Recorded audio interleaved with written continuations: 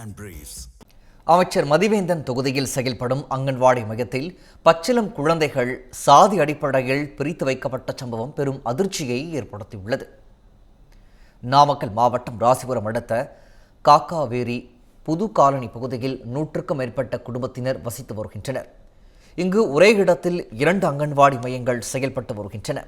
இதில் ஒரு அங்கன்வாடி மையத்தில் பட்டியல் இனத்தைச் சார்ந்த குழந்தைகளும் மற்றொரு மையத்தில் பிற்படுத்தப்பட்ட குழந்தைகளும் சாதி அடிப்படையில் பிரித்து வைக்கப்பட்டுள்ளது. இது சர்ச்சையை ஏற்படுத்தியுள்ளது. பல ஆண்டுகளாக சாதி பிரிவினையோடு இந்த அங்கன்வாடி மையம் செயல்படுவதாக அப்பகுதி மக்கள் வேதனையுடன் தெரிவித்துள்ளனர். பழங்குடியினர் மற்றும் ஆதி திராவிட நலத்துறை அமைச்சர் மதிவேந்தன் தொகுதியில் இதுபோன்ற அவலம் நிகழ்ந்துள்ளது பொதுமக்களிடையே கடும் அதிருப்தியை ஏற்படுத்தியுள்ளது. அங்கன்வாடி பள்ளிகளில் ஆதி திராவிடர் மக்கள் பட்டியலின மக்களுக்கு தனியாகவும் மேல் ஜாதியினருக்கு தனியாகவும் 2 கட்டடங்கள் இயங்கி வருகிறது.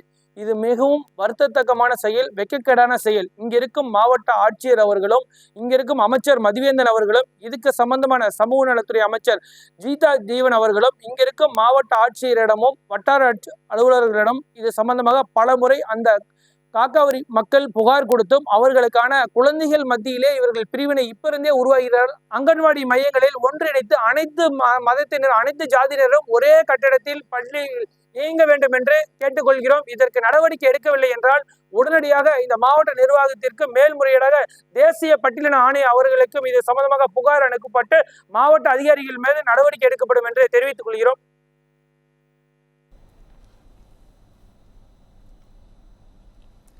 இதனிடையே அங்கன்வாடி மையத்தில் சாதி பிரிவினை தொடர்கதை ஆகியுள்ளதாகவும் அதிகாரிகள் பார்வையிட வரும்போது ஒரே பள்ளியாக செயல்படுவதாக சித்தரிக்கப்படுவதாகவும் இச்சம்பவத்தில் புகார் அளித்த பூபதி என்பவர் குற்றம் சாட்டியுள்ளார்.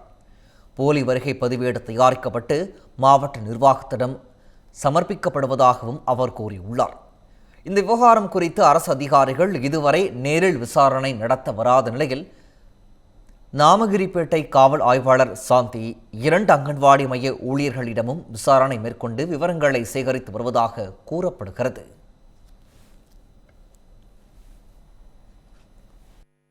இப்போ நாங்கள் கோரிக்கை வச்சிருக்கிறது என்னன்னா 2 பள்ளியும் ஒற்றுமையாக செயல்படணும். அது தனித்தனியாக பிரித்து வைக்கிறது இவங்க பிரித்து வச்சுக்கிட்டாங்களா இல்லை அரசியல் பிரமுகர்களை பிரித்து வச்சுட்டாங்களான்னு தெரியல. இப்போ இவங்களோட ஒரு விஷயத்த நான் என்ன கேட்குறேன்னா, ஒரு இடத்துல 2 ஸ்கூல் இருக்கிறதுக்கு ஒரு விஷயம் கிடையாது. 2 ஸ்கூல்லையுமே ஒரு சமதளமான மக்கள்கள் இருந்துட்டாங்களா எங்களுக்கு பிரச்சனை கிடையாது. தனித்தனியான ஒரு சமூகத்தை சார்ந்தவர்கள் ஒரு பக்கமும் இன்னொரு சமூகத்தை சார்ந்தவர்கள் இன்னொரு பக்கமும் இருக்காங்க. நம்ம ஒரு ஸ்கூலில் 2 கிச்சன் எதுக்கு நம்ம கேட்டிருக்க முடியும், கோரிக்கை வைக்க முடியும். இப்போ நான் ஒரு முனிசிபாலிட்டி ஸ்கூல் போனேன், 100 பேர் இல்லை 300 பேர் இருப்பாங்க. 300 பேர்த்துக்குமே ஒரு சமையல்காரங்க ஒரு கிச்சன் தான் இருக்கும். இங்கே 15 பேர் இருக்காங்க, 15 பேர் இருக்காங்க, 2 சமையல் கட்டு இருக்கு. ஒருத்தங்களுக்கு ஒருத்தவங்க சமையல் பண்ணுறாங்க, இன்னொரு சமூகத்துக்கு இன்னொருத்தவங்க சமையல் பண்ணுறாங்க. கோரிக்கையை பார்த்தீங்கன்னா எங்களுக்கு 2 பக்கமும் ஒற்றுமையாக தான் இருக்கணுன்றாங்க. இப்பயுமே சொல்கிறாங்க ஒரு தரப்பினர் 13 பேரும் இன்னொரு தரப்பினர் 13 பேர் இருக்காங்க. இந்த சைடு இன்னொரு பிரிவினர் 4 பேர் இருக்காங்க. இந்த பக்கம் 2 பேர் அந்த பக்கம் 2 பேர் இருக்காங்க. இப்போ உங்களுக்கு ஒற்றுமையாக தெரியலன்றாங்க. ஏன் 13 பேரை நீங்கள் ஏன் பிரிக்கல?